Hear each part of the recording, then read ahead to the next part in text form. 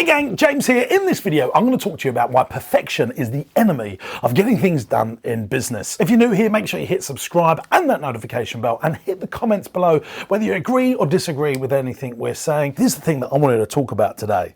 I think entrepreneurs are a little bit guilty of trying to push boundaries before the rest of the team's ready. But that is what entrepreneurs do. They see the opportunity and for many reasons, they give things a go, don't they? They start things before all the ducks are lined in a row. And there's this argument, well, no, we need to make sure we're prepared and we're ready to go. We've got to make sure everything's perfect before we go and do it. I remember we're opening a dinosaur park next year and we want to open it for May next year. So, it's like 6 months away. And everyone else in the attractions industry is saying, but James, that would usually take 18 months, 2 years to plan. I haven't got time for any of that stuff. Yeah, now they might be perfect when they open it in 2 years time. We might have some teething problems, but we'll be ahead of them if we waited 2 years. Well, what does that mean? So if they wait 2 years to open it, they've got to open it in 2 years time, think they know all the problems, and you never really do know the problems until you trade a business, until you get that business open. By the time we get to 2 years, we would have generated cash flow and ironed out all the problems, and that is what I prefer to do, and I've always driven our businesses to do that, and that's how I think I've been able to get more stuff done than most people. I'd love to know in the comments, what do you think about this? Are you the type of person that understands what I'm saying here, but it scares you, like, whoa, no, we want to have dot every I, cross every T before we launch to market. But there are people that have dotted every I and crossed every T. They've launched to market and the market hasn't responded, so they can spend 2 years preparing for their perfect product or service, then the market doesn't want to buy it.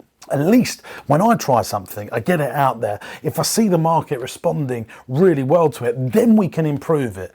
And that, if you wait for it to be absolutely perfect, you've got nothing to improve because the market might not respond. That's what I'm looking for. I'm looking for those market trends to see if they respond and then dive in deep. See, perfection will always hold you back from getting stuff tried and tested.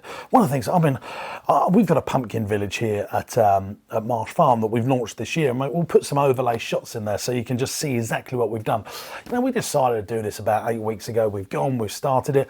It's definitely already in the first 5 days generated over £6,000 worth of sales, and I think it's going to generate over £50,000 worth of sales. That's an idea that we had 8 weeks ago, when I think a lot of people had said, let's do that next year. Well, next year is going to be even better because we've made a start, and that is what I try and get through to people, is making a start is actually the best thing to do. Putting one step forward, making a start, getting some data, checking the market, then next year you make it really special.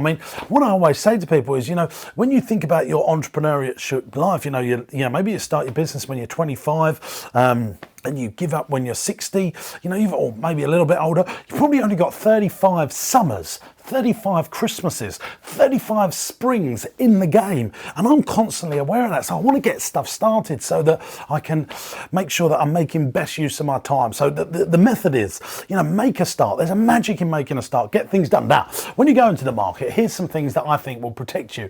I've just noted up some of the traits of good businesses that I want to share with you. Here's the things that I think will help you in growing a more successful business when you're starting out. Make sure you do enough research. Make sure you do enough research, but not tons and tons of research so that the research scares you away. Good guy that I met named Charles Lasada, one of the richest people I know. We're going to have to bleep this little bit out because I asked him when he was about 68, I said, Charles, how did you become so successful? He was in the Sunday Times Richest, which is in the UK is like it's a tally of the richest people in the country. So he was a ultra high net worth, and he always said, don't be too clever. That's what he said about entrepreneurship and business. He said, because if you research it too much, you're going to see that this is just not going to work, so you'll never start at all. And that's why most people don't go into entrepreneurship and start a business, because the odds are stacked against you. So you need to do enough research that tells you that there is some market there, and that's actually the research that you want to do. You want to see primarily that there is a hungry audience for your product and service. And blow me, how many people have set up businesses without that key data that there isn't a hungry audience. They think there is a hungry audience, but they don't actually know there's a hungry audience.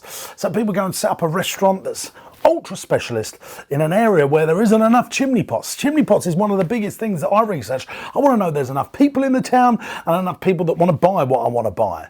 So you really want to understand that you've got enough chimney pots, not necessarily the wealth of an area, the amount of people in an area is the primary research that I do. So within 25 minutes, I can get hold of hundreds of thousands, better millions of people within 25-30 minutes drive time to your products and services. That is the key metric.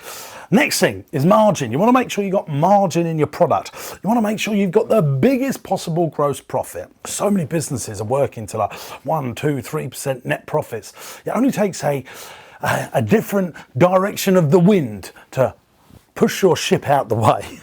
So you don't want to be in that. The stronger your gross profit, the stronger your margin, the more that you can protect yourself against those storms that inevitably come to all businesses at some time for their life. You know, like life is not easy, nor is business easy. That's because the market's always trying to take you out. It's always trying to out-innovate you.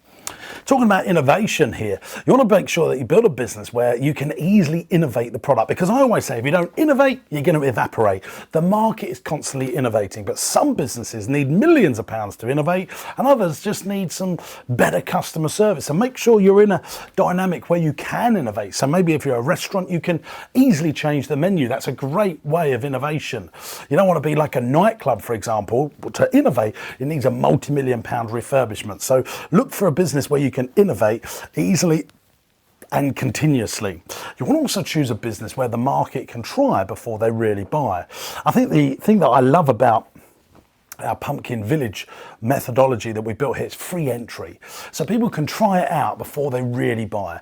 I also like, you know, the Netflix model where you get 30 days free trial before you buy, and also Sky TV. You can have a lower level subscription where you can try it, get to know it, but then you can really buy additional movies, etc., etc. Like YouTube does the same, Google does the same.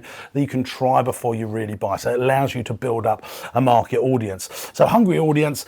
Make sure you do enough research, make sure you've got margin, make sure you try and build a product where people can try before they really buy, because that's a great way of marketing. Look, try it before you really buy.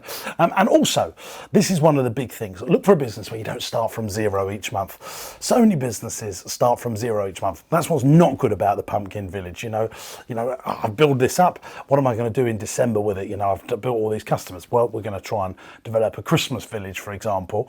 But, you know, January, February, it finishes. So you don't want to really be in a business like that. But because I've got an ecosystem of businesses, something else takes over. It's why I love day nurseries. You get a customer, they stay with you for 4 years. So you don't start from zero each month. It's why I love property investment. You buy a property, you get a tenant, your customer is the tenant, and they pay you each and every single month. It means you don't start from zero each month. Avoid the businesses, and most businesses start from zero each month. It's why people like buying accountancy practices and insurance brokerages, because their customers repeat each and every single month. Hopefully this video's helped you. Let me know in the comments what you think, and if you know anyone that can benefit from our channel, please tell them to come to this YouTube channel. Hit like, hit subscribe, let us know in the comments what you think, and I'll see you real soon to help grow your business. You can get my books for free at my website, jamessinclair.net. Ta-da!